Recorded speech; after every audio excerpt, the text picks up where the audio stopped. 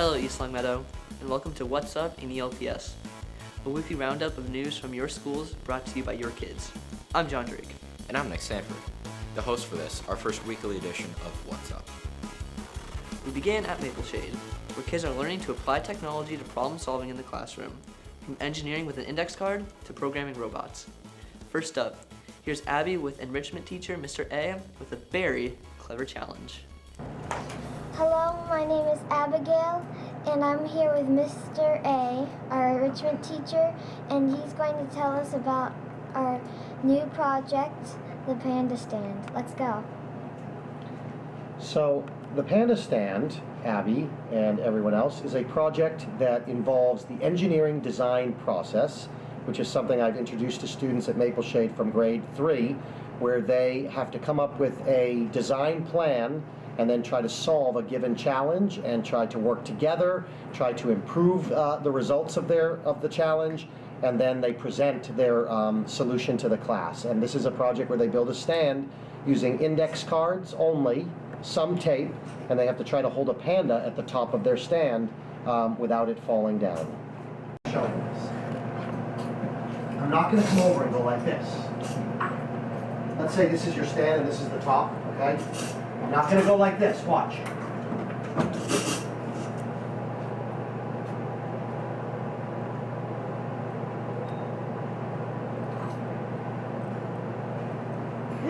I'm not doing that, you guys. I'm going to come over. Your stand has to be built so strong and so stable that I can walk right over, take Panda in my hand, go like this, and leave it alone. I should not have to handle it with care, or delicately, or carefully, or moving my hands away slowly, or balancing it. No way. I should be able to place it on top and let go. Just like that.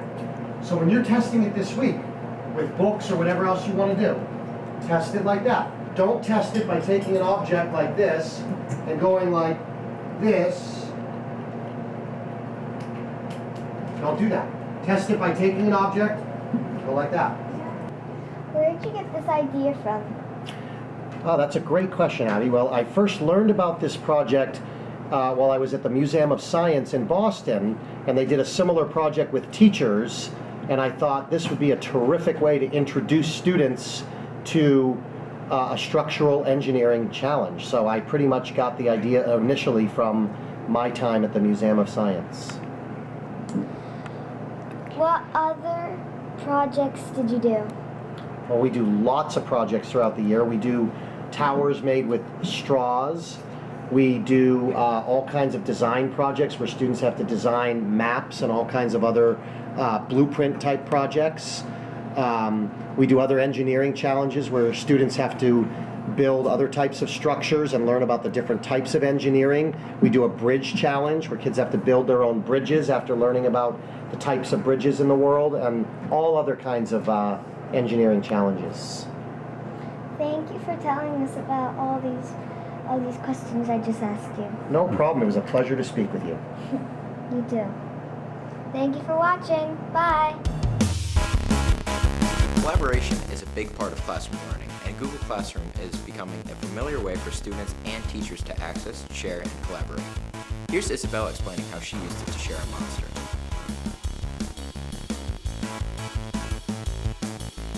Hi everyone, Isabella here. Today I will show you an assignment called the Monster Exchange from our Google Classroom site. Let's go! So the first thing we do is go to Google Classroom, go to down, press Monster Exchange, and then you press your Google Docs. So my monster has a big green hexagon eye. He has a really red frown on his circle, also pink face. He has an oval pink body with blue squiggly arms coming up. He has one peg leg and it is purple. His fingers are tiny and blue. He also has hair that is going all over the place. My monster is so crazy. Okay, so it says, please draw your monster on Google Drawing. Then in Google Docs, write a description of how you drew it. So first you press add, and then you press drawings, and then you go Monster Exchange. And that is my picture of my monster. I hope you enjoyed my presentation. See you next time. Coding is a language that tells machines what to do. Some coding is very complex. Here's Madeline with an example of coding with pictures that allows her to build a simple computer game. Hi, my name is Madeline. I'm going to be showing you what we do in my classroom with coding. Let's go. There's a lot of levels an hour of code, and you need to know how many spaces to jump forward. And then you drag it along and you can run, and then it'll show you over here that it'll do it. And then you can show the code, and if you were doing an actual coding, that's what it would look like. So the next level is level 2, and we do the same thing and we move forward. So, and if you want to throw it out, say you don't want this, you can throw it out, put it back. So let's see if this works. So it didn't work, so I can try again, and I can do it again, and I can add one more. Reset and run. So after you complete all the levels, you can create your own video game or app, and which I look forward to doing. And the coding helps us in my classroom do our robotics, and which I look forward to doing. And thank you for watching. See you later. Now let's see what's up at Mountain View, where kids have been exploring the creative power of technology in the arts. Check out these coming attractions from some aspiring movie makers.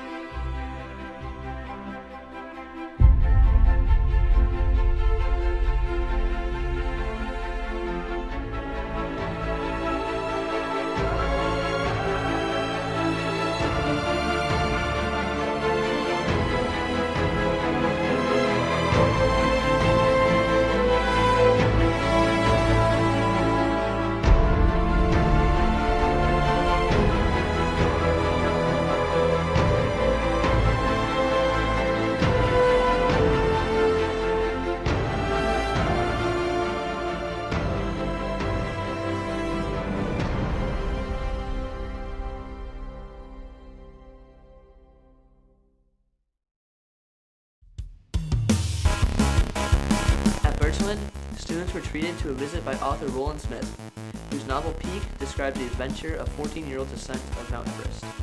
Here are some highlights of the event, which is held on October 19th. Wild. I also worked on the gray wolf reintroduction program in Yellowstone National Park. I'm the guy that brought the wolves in there originally or initially. And so I spent 12 years doing that. And I spent time in Africa and all over the world doing stuff with animals for 12 years. My favorite animal are elephants. I love elephants. I used to train elephants. I did it for 20 years, but I've also worked with elephants in Africa and in Asia.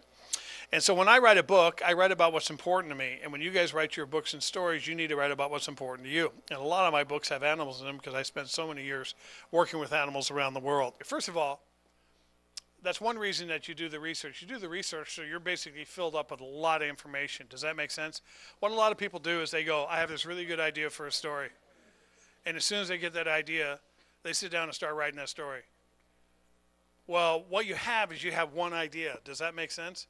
And what a novel is, what a story is, it's a lot of different ideas. Does that make sense? And it's filled with like characters who have personalities, who are in these situations. And so one of the reasons I think you sit down and you don't know how to fill up all the stuff is that you're not really prepared to write that book. But eventually you have to write it. You know, you're never really totally prepared, just so you know. But you have to have enough stuff and enough interest to kind of know where it's going. And so what happens to people, and this used to happen to me too, when you sit down and say, oh man, this is a great idea, and you start writing, you get about 10, 12, 13 pages, and then you're suddenly sort of stuck. Does that make sense? So the way you kind of fill all that stuff in is actually completing the story in your head, if that makes sense to you, okay? And a novel, a big story with lots of pages, it's not actually one idea. It's like many, many, many ideas connected to each other. I finish the research and I start the rough draft, the sloppy copy. I write that straight through. I mean, I want to get that done as fast as I possibly can. It'd be full of mistakes and stuff. And then that rough draft makes it so I kind of know where everything is. You know what I mean? I don't get distracted because I'm consistent. And consistency is really important when you're writing a long story or a long book. With technology driving every aspect of the future, it's no surprise that one of the biggest innovations in manufacturing revolves around the ability to not only design, but build custom components with computers. At ELHS, students now have the opportunity to use 2 3D printers, one in the robotics lab and one in the technology applications lab. LCAT's Sam Leone talks with Mark Green, technology teacher at the high school. 3D printers are a part of, they work by additive manufacturing, or additive creation of a physical object. The idea is that you can take a 3D drawing that's created in CAD and actually make a model of it. So one of the more practical applications is for rapid prototyping, when people are designing products. You can actually draw one, look at it in the virtual world, but then use a 3D printer to make a prototype of it, make the first one. And basically they work by, and most of them work by kind of in the same way that a hot glue gun works. You know, if you have a hot glue gun, you squeeze it, and you have a little stream of molten plastic that comes out. And a lot of times we use that for making crafts and things like that. But anyway, this kind of works on the same principle. You have a heated head and a continuous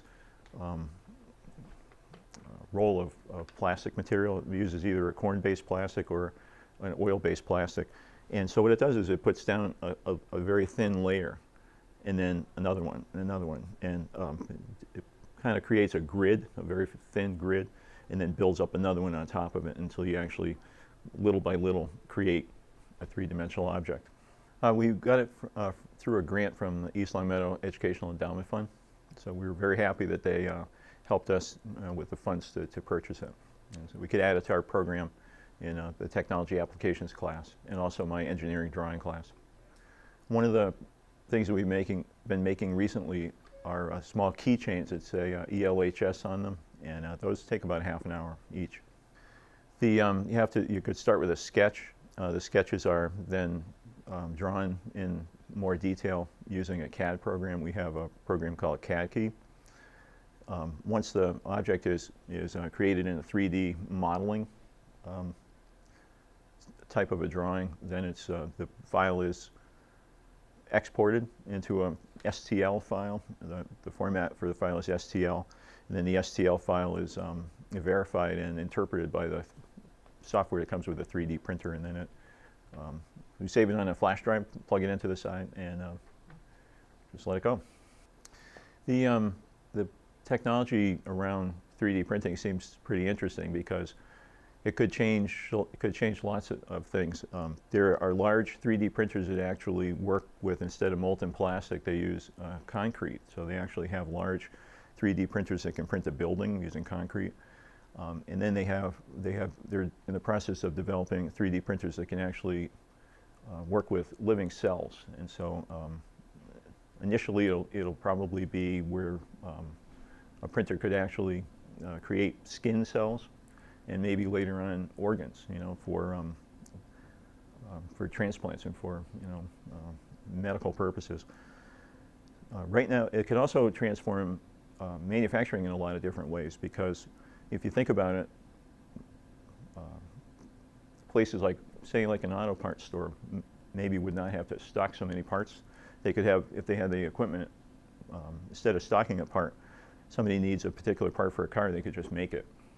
So the possibilities are, the potential for it seems to be, pretty interesting, and I think we'll see, that develop over time. We're going to be using the 3D printer as, part of the stations that students work through in the Technology Applications Lab, where we're currently sitting. And so we're hoping to update, some of the other stations. The lab was built in the late 90s, and we have updated software and updated computers over that time period, but there are some of the hardware things that still need to be redone. Last week was Spirit Week at ELHS, including Talent Tuesday and Wayback Wednesday in honor of the release of the new Back to the Future flick, culminating in the annual pep rally on Friday. Here's some highlights.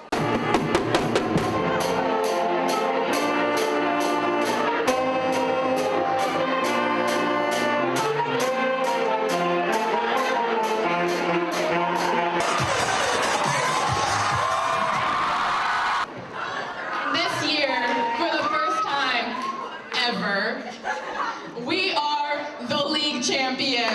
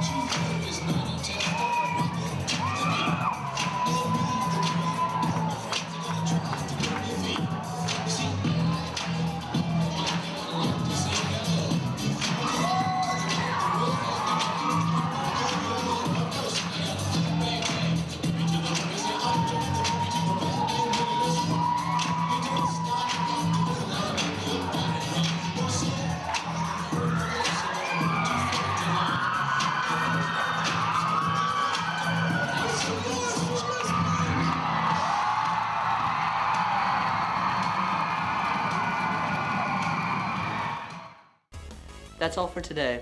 Join us again next week when we take another look at what's up in East Long Meadow Public Schools. I'm John Drake. And I'm Nick Sanford. Get a haircut, John.